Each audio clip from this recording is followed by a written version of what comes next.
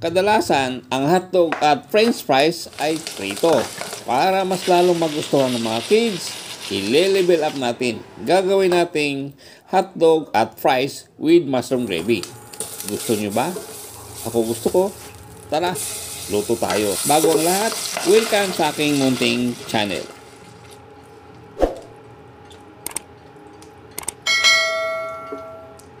Una muna natin gagawin, unahin ang gravy. Naglagay na ako ng butter, isinunod ko ang mushroom. Haluin hanggang matunaw ang butter hanggang 1 minute. Inilagay ko ng harina, haluin ng maigi para mag-well combine. Shout out sa aking pinsan. Pag okay na, naglagay na ako ng tubig. Kunting halo lang, isinunod ko na ang beef cube at pinong paminta. Para magandang tignan, lagyan natin ng toyo. Haluin ng maigi hanggang sa makuha mo ang gusto mong lapot. Hindi malabnaw at di rin malapot. Tama lang. Ito na yung chicken frank hotdog. Hiwain lang natin ng pa-slide. At ganoon din ang Pure Foods hotdog. At itabi lang muna natin. Yung ating patatas, hiwain lang ng pahaba. Ayon sa gusto nyong laki. Ako okay na to sa ganitong laki. Pagkahiwa, nilagay na natin sa mainit na mantika. Haluin na bahagya.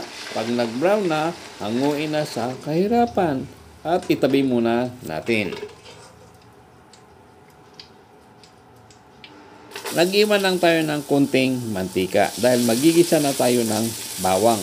Haluin. Pag medyo brown na at naamoy ng aroma, pwede na natin isunod ang sibuyas. Ganon din, haluin din hanggang sa maluto. At pag namutla na, at pwede na rin natin isunod ang mga hotdog na hiniwa natin kanina. Chicken frank at saka Pure Foods hotdog. Haluin at lutuin hanggang 3 minuto o hanggang 4 na minuto o hanggang sa maluto. Lagyan na rin natin ng pinong paminta at tuloy lang tayo sa paghalo. At pagkaraan ng 4 na minuto, ilagay na natin ang pritong patatas at ang niluto natin kanina na gravy.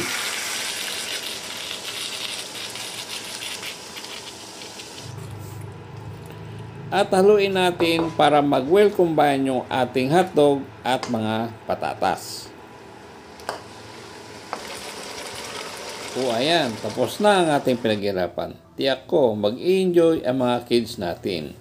Siyempre, kasama na ako dyan.